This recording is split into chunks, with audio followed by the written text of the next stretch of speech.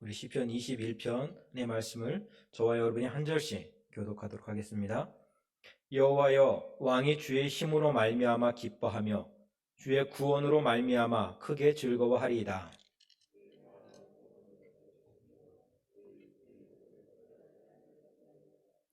주의 아름다운 복으로 그를 영접하시고 승궁관을 그의 머리에 씌우셨나이다.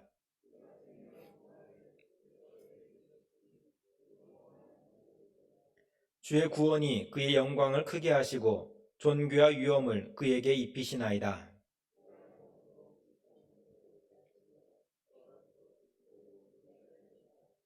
왕이 여호와를 의지하오니 지존하신 이의 인자함으로 흔들리지 아니하리이다.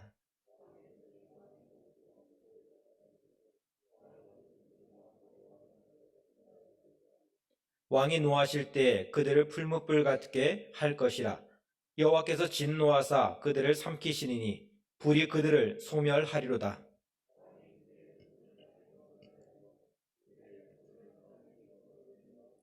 비록 그들이 왕을 해하려 하여 음모를 꾸몄으나 이루지 못하도다.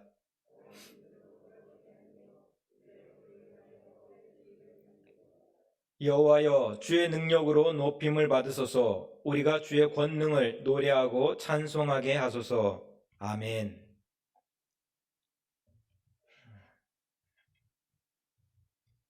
우리가 참 힘들고 어려울 때 그 하나님 앞에 기도할 때마다 이런 기도가 절로 나오는 것 같습니다. 하나님 한 번만 뵙고 싶습니다. 하나님 한 번만 찾아오셔서, 아니면 꿈속에라도 좀 나타나셔서 그 어깨 토닥거려주며 내가 너와 함께 할게, 내가 너를 붙잡아 줄게, 하나님 말씀해 주시면 참 좋겠습니다. 그런 기도를, 그런 소망을 가지고 살아갈 때가 참 많이 있습니다.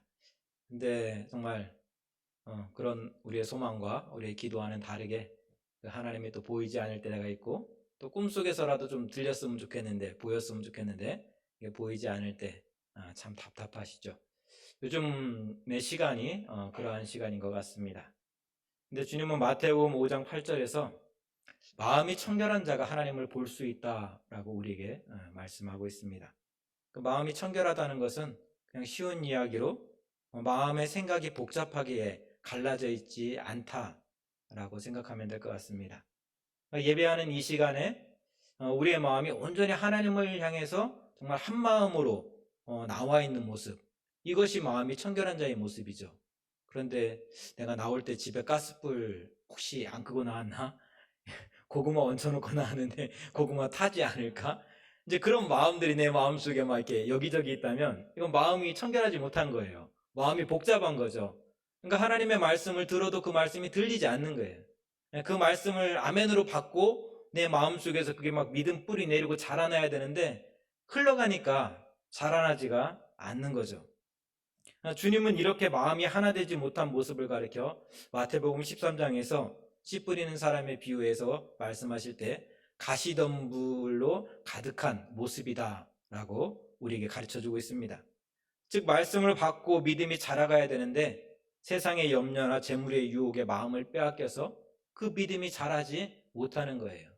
그러니까 이 시간에 말씀을 듣고 내 믿음이 자라가야 되는데 집에 가스불을 켰을까 껐을까 켰을까 껐을까, 이 마음 때문에 말씀이 내 속에 들어오지 않는 거죠. 근데 사람이 살아가면서 염려를 하지 않고 살아간다는 것처럼 정말 말처럼 이렇게 쉽지 않은 이야기는 없습니다. 아니, 염려를 하지 않고 살아간다라고 이야기하는 것이 어쩌면 정말 거짓된 염려 없이는 살 수 없다라고 이야기하는 것이 솔직한 우리들의 모습일 것입니다. 그도 그럴 것이 청년이 되면 걱정하는 것이 취업을 걱정하게 되어집니다. 그러니까 취업을 했어요? 그러면 그 다음 걱정하는 게 뭐예요? 결혼을 걱정하게 되는 거예요. 결혼을 하면 그 다음에 나오는 기도 제목이 자녀에 대한 기도 제목이에요. 자녀가 잉태되었으면 자녀가 건강하게 출산하기 위해서 기도하고, 이 아이가 태어났으면 아이가 자라면서 또 입학과 취업과 정말 결혼을 위해서 계속 반복되어지는 어떤 염려와 걱정들, 내일에 대한 근심을 가지고 살아가는 것이 우리 인간의 모습입니다. 그렇게 걱정하다 보면, 그렇게 염려하다 보면 어느덧 할머니, 할아버지가 돼 있는 거예요. 근데 내가 젊은 날에 했던 고민들을 내 자녀들이, 내 손주들이 하고 있는 모습을 우리는 보게 되어집니다. 그래서일까요? 주님은 누가복음 21장에서 마지막 때에 성도가 세상에 물들지 않고 깨어 있어야 되는데 그 중에 하나로 생활의 염려에 우리의 마음을 빼앗겨서는 안 된다라고 주님은 우리에게 말씀하고 있습니다. 베드로전서 5장에서는 너희 대적 마귀가 우는 사자와 같이 두루 삼킬 자를 막 찾아다닌다고 했는데 그러하기 때문에 너희 염려를 바로 앞절에 주께 맡겨라 라고 말씀하고 있어요. 염려를 주님께 맡기지 않으면은 우는 사자같이 우리를 막 찾아드는 그 사단 마귀에게 잡혀먹힐 수밖에 없다라는 그런 이야기죠. 그만큼 염려에 사로잡히는 순간 믿음을 지키는 일도 또 원수대적 마귀에 맞서 싸우는 일도 어렵게 된다라는 그런 이야기입니다. 그럼 왜 그렇게 하나님은 또 성경은 우리에게 염려하지 말라라고 염려를 나에게 맡기라라고 주님은 우리에게 말씀하고 있는 걸까요? 출애굽기 32장에 보면 이스라엘 백성들은 모세가 하나님의 말씀을 받기 위해서 시내산에 올라가는 일이 있습니다. 근데 모세가 시내산에 올라가서 내려오지 않자 그들은 점점 불안해지기 시작하는 거예요. 걱정되기 시작하는 거예요. 모세가 눈앞에 있을 때에는 그 두려움이 없었는데 염려가 없었는데 모세가 하루가 지나고 이틀이 지나고 열흘이 지나고 20날이 지나도 내려오지 않자 점점 걱정이 되는 거예요. 그래서 그들은 요구합니다. 우리에게 하나님을 보여달라고. 애굽에서 우리를 이끌어내는 하나님을 보여달라고. 그래서 만들어낸 것이 금송아지예요. 금송아지를 만들어 놓고 우리의 염려를, 우리의 불안을, 우리의 걱정을 그쪽에 전가시키면서 그 속에서 춤추고 예배하고 있는 거예요. 왜 그렇습니까? 모세가 눈에 보이지 않았기 때문입니다. 모세가 눈에 보일 때는 모세로 인해서 모세가 기도하니까 홍해가 다 갈라지고 모세가 기도하니까 만나와 메추라기가 떨어지고 모세가 기도하니까 쓴물이 단물이 되고 야 모세만 있으면 모든 문제가 다 해결돼. 근데 그 모세가 안 보이니까 걱정되는 거예요. 염려가 찾아오는 거예요. 그래서 만들어낸 결과가 뭐냐면 금송아지를 만들어 놓고 그것이 하나님이다라고 절하고 예배하는 모습이었습니다. 그렇습니다. 염려에 사로잡히게 되면 우리는 나를 위로해 줄 무언가를 찾게 되어집니다. 내 마음을 붙잡아 줄 무언가를 찾게 되죠. 그것이 사람일 수 있고요. 때로는 그것이 돈일 수 있고요. 때로는 그것이 권력일 수 있습니다. 그렇게 하나님만을 의지하고 하나님만으로 채워가야 될 우리의 마음이 돈으로, 권력으로, 또 명예로 채워지게 되는 것입니다. 하나님을 예배해야 될 우리의 마음 중심에 하나님이 아닌 다른 것들이 채워지게 되는 거죠. 결국은 하나님을 예배한다 하면서도 권력을 예배하고 있고 사람을 예배하고 있고 돈과 물질을 예배하는 우상을 숭배하는 모습으로 변해가게 된다라는 것입니다. 다윗은 시편 20편 7절에서 이렇게 고백하고 있습니다. 어떤 사람은 병거, 어떤 사람은 말을 의지하나 우리는 여호와 우리 하나님의 이름을 자랑하리로다. 이 시편 20편의 말씀은 전쟁을 나가기 전 왕이 하나님 앞에 드렸던 그런 기도입니다. 전쟁이 지는 순간 내가 아끼고 내가 사랑하는 모든 것들을 다 빼앗기게 되어집니다. 내 목숨까지도 정말 내어놓게 되는 그런 상황이죠. 너무나 두렵고 염려가 가득할 수밖에 없는 그러한 상황입니다. 근데 이 상황에서 다윗은 전쟁에서 이기기 위해서 가장 중요했던 어떤 말이나 어떤 병거들, 군사력을 의지하는 것이 아니라 나는 여호와 하나님을 의지하겠노라 고백하고 있습니다. 그 이유가 무엇입니까? 20편 6절에서 고백하고 있는 것처럼 하나님께서 택하신 자, 하나님께서 기름 부어 세우신 자를 그를 의지하는 자를 하나님은 절대로 포기하지 않고 구원해 주시는 분이기 때문입니다. 이러한 믿음의 고백은 이스라엘 역사에서 다윗의 삶 속에서 수없이 경험되어진 일이었습니다. 홍해바다 앞에서 바로의 철병거가 쳐들어올 때 그들은 아무것도 의지할 것이 없었습니다. 그런데 그렇게 아무것도 의지할 것 없이 하나님만 바라보고 있는데 하나님께서는 홍해바다를 가르셔서 이스라엘을 구원해 내셨습니다. 다윗이 골리앗 앞에 나올 때 다윗은 고백합니다. 너는 칼과 창과 단창을 가지고 내게 오거니와 나는 내가 모욕하고 있는 만군의 여호와의 이름으로 내게 나아가노라. 그리고 하나님은 목동 다윗을 통해서 그 골리앗을 물리치는, 장수 골리앗을 물리치는 놀라운 일을 이루어내셨습니다. 이렇듯 이스라엘이 승리한 것은, 다윗이 승리한 것은 말과 병거가 많았기 때문이 아닙니다. 비록 나무 막대기를 가지고 있었다 할지라도, 손에 물맷돌밖에 가지고 있지 않았다 할지라도 하나님이 도와주시니까, 하나님이 함께 하시니까 홍해바다가 갈라지고 골리앗이 쓰러지더란 것입니다. 그러니 이 사실을 알고 이 하나님이 나의 하나님이라 고백하는 사람이 어떻게 병거를 의지할 수 있겠습니까? 어떻게 말을 의지할 수 있겠습니까? 그래서 다윗은 고백하고 있는 것입니다. 나는 병거를 의지하지 않고, 나는 말을 의지하지 않고, 나는 여호와의 이름을 찬송하며 나아가겠노라 말입니다. 이 전쟁을 주관하시는 분은 여호와 하나님이시기 때문입니다. 우리 21편 1절 2절의 말씀 다시 한번 읽어보겠습니다. 21편 1절 2절 함께 읽습니다. 여호와여, 왕이 주의 힘으로 말미암아 기뻐하며 주의 구원으로 말미암아 크게 즐거워하리이다. 그의 마음의 소원을 들어주셨으며 그의 입술의 요구를 거절하지 아니하셨나이다. 아멘. 그 20편의 말씀이 전쟁에 나가기 전에 그 왕이 하나님께 드리는 기도였다면, 21편은 전쟁을 마치고 돌아와서 하나님께 드리는 어떤 기도입니다. 찬송이죠. 근데 하나님을 의지해서 나간 전쟁에서 이기고 돌아온 다윗의 그 고백의 첫 번째 고백이 이렇습니다. 주의 힘으로 말미암아 기뻐하며 주의 구원으로 말미암아 크게 내가 즐거워하고 있습니다. 내 힘이 아니라는 거예요. 내 지혜가 아니라는 거예요. 내 능력이 아니라는 거예요. 내 이름으로 나아간 전쟁인데, 다윗 왕이 이끌고 나간 전쟁인데, 내 힘이 아니라, 내 지혜가 아니라, 내 능력이 아니라 하나님의 능력이요, 나와 동행하시는 하나님의 지혜라는 거예요. 그로 인해서 내가 이 전쟁에서 이길 수 있었습니다 라고 다윗은 고백하고 그 하나님을 찬양하고 있습니다. 하나님은 신명기 17장에서 왕이 가지지 말아야 될 세 가지를 말씀하고 있습니다. 그 첫 번째가 병마요, 둘째가 아내요, 셋째가 은금입니다. 사람의 생각으로 왕권을 강화하기 위해서는 병마, 군사력이 있어야 된다라고 생각합니다.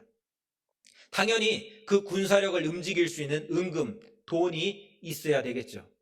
그리고 그만큼 힘을 가지고 있으면 생육하고 번성하기 위해서, 내 자손을 늘리기 위해서 많은 아내를 두는 것이 자랑처럼 여겨지는 것이 그 당시의 모습이었습니다. 근데 하나님은 병마를 많이 두지 말라라고 말씀하십니다. 아내를 많이 두지 말라라고 말씀하십니다. 은금을 많이 두지 말라라고 말씀하십니다. 그 이유가 무엇입니까? 그 모든 것들이 풍성하게 넘쳐나는 순간 하나님을 의지하는 것이 아니라 병마를 의지하게 될 것이요, 은금을 의지하게 될 것이요, 내 자손들을 의지하게 될 것이기 때문입니다. 이스라엘에 하나님이 택하셨기에, 하나님이 친히 그들과 함께 하시기에 하나님만을 의지하며 하나님만을 바라봐야 되는데, 내 손에 돈이 많으니까, 내 손에 힘이 생기니까, 내 손에 많은 사람들이 있으니까 사람을 의지하게 되고 힘을 의지하게 되고 돈을 의지하게 되더라는 거예요. 그래서 하나님께서 그 모든 것들을 가지지 말라는 거예요. 다른 말로 이야기하면 온전히 하나님만을 의지하며 하나님만을 바라보는 삶을 살 수 있어야 된다. 그것이 이스라엘의 왕이어야 된다라고 말씀하고 있는 것입니다. 오늘날 많은 교회들이 흔들리고 있습니다. 흔들리고 있는 교회들의 특징을 가만히 살펴보면 교회에 쌓아둔 돈들이 참 많이 있습니다. 어디서 그렇게 많은 돈들을 쌓아뒀는지 여기저기 쌓아둔 곳들이 참 많이 있습니다. 요즘 교회 건물 치장하고 방송장비, 음향 장비, 이런 조명 장비 설치하는데 50억, 100억은 그냥 우습게 이야기되어지는 그런 시대를 살아가고 있습니다. 여러분, 50억이 작은 돈인가요? 100억이 작은 돈인가요? 상상할 수 없는 어마어마한 돈입니다. 근데 그 50억짜리 우리가 정말 램프를 설치했다, 방송시설 설치했다, 우리는 100억짜리를 설치했다, 그것을 자랑하고 있습니다. 그것이 하나님의 영광인 것처럼 이야기하고 있습니다. 근데 그 속에 하나님의 영광이 가득한 것이 아니라 분쟁과 분란만이 가득 차고 있다는 것이죠. 때로는 상상할 수 없는 돈을 가지고 사람들의 마음을 빼앗고, 그 돈을 가지고 교회를 움직이려 하기도 합니다. 돈이 없는 사람들은 어떠한 정당성을 붙여서라도 그 밑에 줄을 서려 합니다.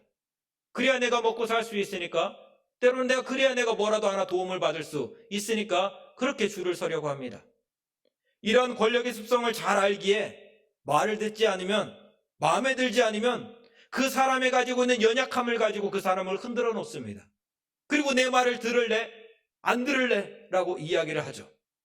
중세 부패했던 로마 카톨릭이 무너져버린 교회의 모습과 하나도 다를 바 없는 모습이 오늘날 한국 교회의 모습인 것입니다.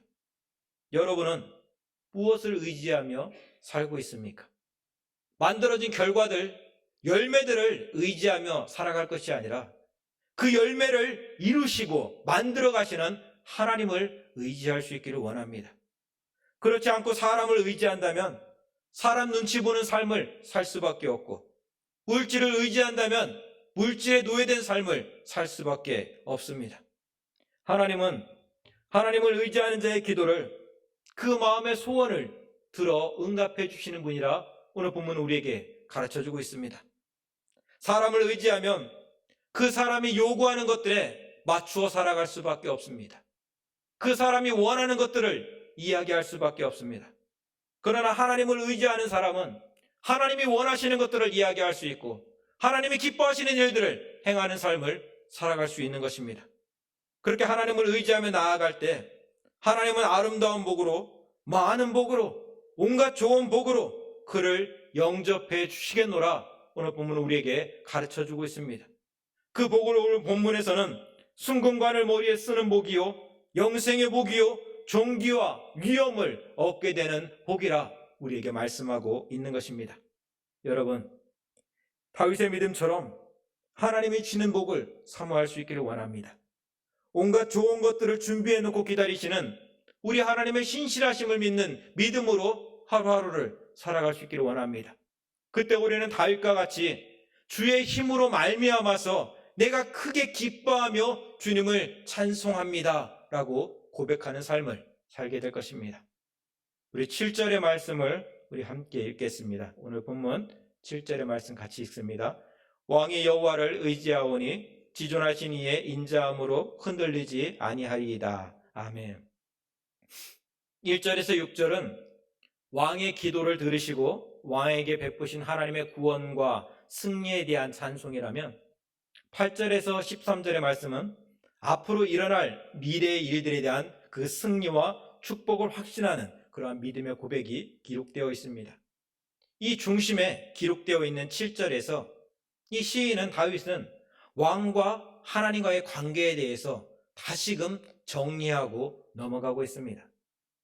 이 고백의 내용을 보면 왕은 여호와를 의지하고 있습니다. 그러니까 왕이 여호와를 의지하고 있는 거예요. 주님은 그렇게 의지하는 왕에게 인자하심을 베풀어 주십니다. 그 결과 왕은 흔들리지 않는 삶을 살게 될 것입니다. 그것이 왕과 하나님과의 관계를 정리해 놓고 있는 말씀입니다. 여기서 왕이 하나님을 의지한다는 말은 하나님을 계속해서 믿는다, 신뢰한다 라는 그러한 뜻입니다. 다급할 때만 내가 하나님을 믿습니다, 하나님을 의지합니다, 내가 철야 기도합니다, 내가 작전 기도합니다, 그것이 아니라 매일 매 순간순간 내가 하나님을 의지한다라는 거예요. 어제의 하나님을 붙들고 내일을 살아가는 것이 아니라 어제의 하나님은 어제의 하나님이요, 오늘 나의 하나님을 붙잡고 그 믿음으로 살아간다라는 거예요. 어제는 내가 하나님을 뜨겁게 사랑하고 믿었는데 오늘 내가 그렇게 뜨겁게 하나님을 사랑하고 있는가 아닌가를 늘 점검하는 삶을 살아간다라는 거예요. 어떤 이는 홍해바다를 건넌 자기 자신의 믿음에 대해서 자랑하는 이들을 보게 되어집니다. 이야, 내가 정말 얼마나 열심히 기도했고 홍해바다를 마르땅과 같이 건넜어. 야, 정말 하나님은 살아계셔. 근데 그 사람의 삶을 가만히 보니까 마라에서 물이 없다라고 원망하는 삶이에요. 그 3일 전의 믿음이었어. 3일 전에는 분명 홍해바다를 건넜던 믿음이었습니다. 근데 3일이 지나고 나서 지금 보니까 마라에서 왜 물이 쓰냐라고 원망하는 모습이더라는 거예요. 내가 그 모습을 똑바로 바라봤다면, 내 믿음이 3일 전에는 홍해를 가르는 믿음이었는데, 홍해 바다를 마른 땅과 건너는 믿음이었는데, 오늘 내 믿음을 보니까 마라에서 쓴물을 가지고 원망하는 모습이네. 하나님, 나를 불쌍히 여겨주옵소서. 기도할 터인데 오늘 나의 믿음을 보지 않고 3일 전의 믿음을만을 가지고 살아가고 있으니까 오늘의 내 살이 썩어가고 있는지, 내 믿음이 죽어가고 있는지를 점검하지 못하더라는 거예요. 왕이 하나님을 의지한다라고 할 때 의지한다라는 것은 매일매일의 삶의 그 믿음을 점검한다라는 거예요. 어제의 믿음을 가지고 오늘 살아가는 것이 아니라 어제의 믿음은 어제의 믿음으로, 오늘의 믿음은 오늘의 믿음으로 하나님을 바라보며 하나님을 의지하며 나아간다라는 그런 이야기입니다. 하나님을 향한 우리의 믿음의 고백은 매일매일이 새롭게 점검되어질 수 있어야 됩니다. 그래야 죽은 믿음이 아니라 살아 역사하는 믿음으로 오늘 하루를 살아갈 수 있는 것입니다. 하나님을 향한 여러분의 믿음은 어제의 믿음입니까? 아니면 오늘의 믿음입니까? 아니면 오늘 지금 나와 함께하는 하나님에 대한 믿음의 확신입니까? 아니면 지난날 나와 함께했던 하나님에 대한 그 경험입니까? 고백입니까? 어제의 믿음이 아니라 오늘의 믿음으로, 지금 이 시간의 믿음으로 하나님 앞에 설 수 있기를 원합니다. 그렇게 하나님을 의지하며 나아갈 때 하나님은 그에게 인자를 베풀어 주시겠노라 말씀하고 있습니다. 여기서 인자하심은 언약 백성을 향한 하나님의 불변하시는 그 헷세디의 사랑을 이야기합니다. 언약 백성을 향한 하나님의 변함없이신 사랑은 창세기에서부터 요한계시록까지 끊임없이 이야기되고 있는, 계속되어지고 있는 하나님의 사랑의 노래입니다. 도망가면 찾아가고 돌아오면 받아주시면서 그렇게 하나님의 사람으로 세워가기를 기뻐하시는 하나님의 그 큰 사랑 말입니다.